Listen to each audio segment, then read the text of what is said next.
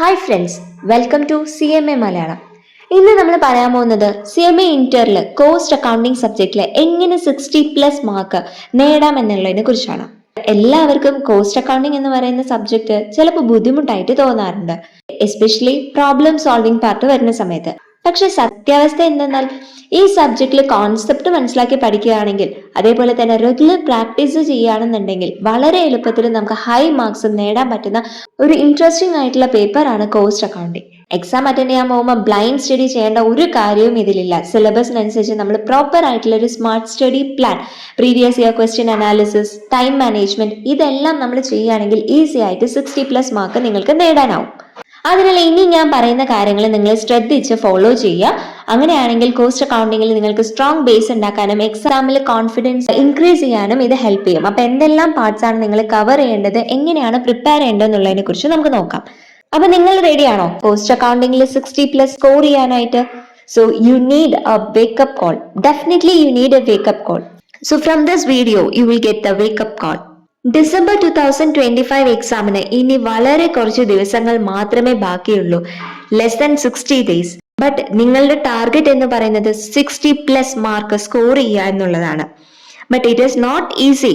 നിങ്ങൾ കഠിനമായിട്ടുള്ള ഒരു എഫേർട്ട് ഇട്ടാൽ മാത്രമാണ് ആ ഒരു ടാർഗറ്റ് നിങ്ങൾക്ക് അക്കംപ്ലിഷ് ചെയ്യാനായിട്ട് പറ്റുന്നത്. Exactly how? ഇവിടെ നമ്മൾ ഇതിന് 2 പോർഷൻസ് ആയിട്ട് ഡിവൈഡ് ചെയ്യുന്നുണ്ട്. First of all we are going to discuss about MCQs practice ചെയ്യേണ്ടത്.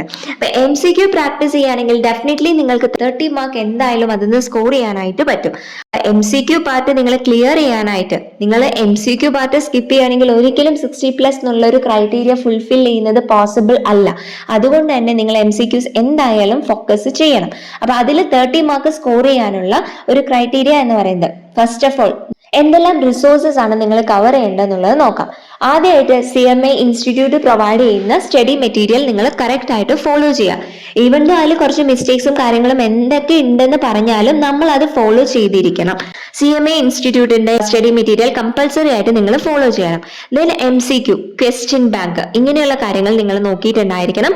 PTP ആൻഡ് MQP നിങ്ങൾ പ്രാക്ടീസ് ചെയ്യണം. പ്രാക്ടീസ് ടെസ്റ്റ് പേപ്പേഴ്സ് എല്ലാം നമ്മുടെ ഇൻസ്റ്റിറ്റ്യൂട്ടിന്റെ സൈഡിൽ തന്നെ അവൈലബിൾ ആണ്. സോ ജസ്റ്റ് നിങ്ങൾ അതിൽ ലോഗിൻ ചെയ്തിട്ട് അതെല്ലാം ഡൗൺലോഡ് ചെയ്ത് കണ്ടിന്യൂസ് ആയിട്ട് പ്രാക്ടീസ് ചെയ്യുക. And another important thing is big questions. Big questions നമ്മുടെ CMAയുടെ സൈറ്റിൽ അവൈലബിൾ ആണ്. അപ്പൊ അത് നിങ്ങൾ ഡൗൺലോഡ് ചെയ്തിട്ട് പ്രോപ്പർ ആയിട്ട് പ്രാക്ടീസ് ചെയ്യാം. സോ ഇതെല്ലാം നിങ്ങൾ കവർ ചെയ്യുകയാണെങ്കിൽ ഡെഫിനറ്റ്ലി നിങ്ങൾക്ക് 30 മാർക്ക് സ്കോർ ചെയ്യാനായിട്ട് പറ്റും.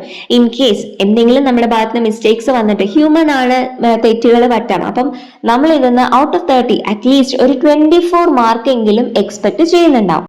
ഒരു 2-3 ക്വസ്റ്റ്യൻ ചിലപ്പോൾ തെറ്റിപ്പോവാം.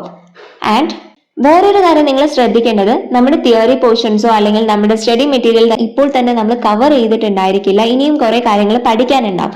അപ്പൊ എല്ലാം കഴിഞ്ഞിട്ട് നമ്മൾ പ്രാക്ടീസ് ചെയ്യാന്ന് വെച്ച് കഴിഞ്ഞാൽ ഒരിക്കലും നിങ്ങൾക്ക് അതിനുള്ള ടൈം കിട്ടാനായിട്ട് പോകുന്നില്ല. So learn from practice. Do not wait until completion of full paper. നമ്മുടെ ഫുൾ പേപ്പർ കംപ്ലീറ്റ് ചെയ്യുന്നത് വരെ ഒരിക്കലും നിങ്ങൾ വെയിറ്റ് ചെയ്യരുത്. ഇപ്പോൾ തന്നെ നിങ്ങൾ പ്രാക്ടീസ് ചെയ്യാനുള്ളത് തുടങ്ങും. ഇനി നമുക്ക് ചെയ്യാനുള്ളത് കുറച്ച് ടാർഗറ്റ് ഏരിയാസ് ഉണ്ട്. അത് നമ്മൾ ഫോളോ ചെയ്യുകയാണെങ്കിൽ നെക്സ്റ്റ് പാർട്ട് അറിയാലോ. ഔട്ട് ഓഫ് 8 ക്വസ്റ്റ്യൻ നിങ്ങൾ 5 ക്വസ്റ്റ്യൻസ് അറ്റൻഡ് ചെയ്യേണ്ടതായിട്ടുണ്ടാകും. ഓരോ ക്വസ്റ്റ്യനിലും 2 സബ് ക്വസ്റ്റ്യൻസ് വെച്ചിട്ടും ഉണ്ടായിരിക്കും. അപ്പൊ അത് നമ്മൾ എങ്ങനെയാണ് ഫോക്കസ് ചെയ്യുക, എന്തെല്ലാമാണ് ടാർഗറ്റ് ഏരിയാസ് ഉള്ളത് നോക്കാം. അപ്പൊ ഇവിടെ ഞാൻ പറയുന്നത് question 2A, 2B and 4A, 4B, 5A, 5B ഇങ്ങനെയുള്ള ഏരിയാസിനെ കുറിച്ചാണ് ഞാൻ ഇവിടെ പറയുന്നത്. അപ്പം 5 ക്വസ്റ്റ്യൻസ് നിങ്ങൾ അറ്റൻഡ് ചെയ്യണം. അതിൽ നിങ്ങൾ ഫോക്കസ് ചെയ്യേണ്ട ഒരു 3 ക്വസ്റ്റ്യൻ ഏരിയാസ് ആണ് ഞാൻ പറയുന്നത്. ഫസ്റ്റ് ഓഫ് ഓൾ 2A എന്ന് പറയുന്നത് കോസ്റ്റ് ഷീറ്റ് കമ്പൽസറി ആയിട്ട് നിങ്ങൾ പഠിച്ചിരിക്കണം. 2B മെറ്റീരിയൽ അല്ലെങ്കിൽ ലേബർ പാർട്ട് നിങ്ങൾ പഠിച്ചിരിക്കണം. ഇതിന് ഏതെങ്കിലും ഒരു ഏരിയയിൽ എന്തായാലും പ്രോബ്ലം ക്വസ്റ്റ്യൻസ് നിങ്ങൾക്ക് എക്സ്പെക്ട് ചെയ്യാനായിട്ട് പറ്റും. പിന്നെ വരുന്നത് 4A and 4B service costing. നിങ്ങൾക്ക് ഇഷ്ടമല്ലാത്ത ഒരു ഏരിയ ആയിരിക്കാം സർവീസ് കോസ്റ്റിംഗ് എന്ന് പറയുന്നത്, but definitely you need to practise it. പിന്നെ നോക്കേണ്ടത് കോൺട്രാക്ട് കോസ്റ്റിംഗ് ആണ്. പിന്നെ ക്വസ്റ്റ്യൻ 5A പ്രോസസ് കോസ്റ്റിംഗ് അല്ലെങ്കിൽ ജോയിൻ ആൻഡ് ബൈ പ്രോഡക്റ്റ് നിങ്ങൾ ശ്രദ്ധിക്കണം. Then last one is standard costing. അതിൽ മെറ്റീരിയലോ ലേബറോ എന്ത് വേണമെങ്കിലും സ്റ്റാൻഡേർഡ് കോസ്റ്റിംഗിൽ ചോദിക്കാം. Comparatively it is an easy part. So ഇതെല്ലാം നിങ്ങൾ പ്രോപ്പർ ആയിട്ട് ചെയ്യുകയാണെങ്കിൽ each area it will consist of 14 mark. 3 questions നിങ്ങൾ കംപ്ലീറ്റ് ചെയ്യുകയാണെങ്കിൽ 42 മാർക്ക് നിങ്ങൾക്ക് സ്കോർ ചെയ്യാനായിട്ട് പറ്റും. ഇനി ഇതിലിപ്പോ ഈ 42 മാർക്ക് നിങ്ങൾക്ക് കംപ്ലീറ്റ് ആയിട്ട് സ്കോർ ചെയ്യാൻ പറ്റിയില്ലെങ്കിലും അറ്റ്ലീസ്റ്റ് 2 ക്വസ്റ്റ്യൻ എങ്കിലും നിങ്ങൾ കറക്റ്റ് ചെയ്യുകയാണെന്നുണ്ടെങ്കിൽ 28 മാർക്ക് സ്കോർ ചെയ്യാൻ പറ്റും. സോ നമ്മൾ പ്രീവിയസ്ലി 24 മാർക്കും ഇപ്പോഴത്തെ ഒരു 28 മാർക്കും ഇത് രണ്ടും കൂടി കമ്പൈൻ ചെയ്യുമ്പോൾ തന്നെ 52 മാർക്ക് ഇപ്പൊ തന്നെ നിങ്ങൾ സെക്യൂർ ചെയ്തിട്ടുണ്ട്. ബാലൻസ് ചിലപ്പം ഓവർഹെഡ് അല്ലെങ്കിൽ cost accounting, marginal costing, budget, cost accounting standards, theory portions ഇതെല്ലാം ഉണ്ട്. ഇതെല്ലാം ജനറലി നിങ്ങൾ പഠിച്ച കാര്യങ്ങളെല്ലാം റിവൈസ് ചെയ്യുകയാണെങ്കിൽ ഉറപ്പായിട്ടും നിങ്ങൾക്ക് 60+ മാർക്ക് സ്കോർ ചെയ്യാനായിട്ട് പറ്റും. അപ്പൊ ഈ ഒരു സ്ട്രാറ്റജി യൂസ് ചെയ്തുകൊണ്ട് നിങ്ങൾ പ്രിപ്പയർ ചെയ്യാനായിട്ട് നോക്കുക. എല്ലാവരും 60+ കോസ്റ്റ് അക്കൗണ്ടിങ്ങിൽ സ്കോർ ചെയ്യുക. ദെൻ കമന്റ് ചെയ്യാറ്. Okay, thank you.